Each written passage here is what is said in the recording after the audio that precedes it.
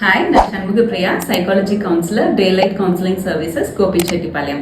நான் மிட்னா certified genetic brain profiling expert and also NHCA certified school child and parent counsellor. நம்ம Gobichettipalayam Erode main road மேக்ஸுக்கு ஆப்போசிட்ல locate ஆயிருக்க டேலைட் கவுன்சிலிங் 4+ இயர்ஸா ஜெனடிக் பிரெயின் ப்ரொஃபைலிங் யூஸ் பண்ணி வேரியஸ் டைப் ஆஃப் கவுன்சிலிங்ஸ் கொடுத்துட்டு இருக்காங்க.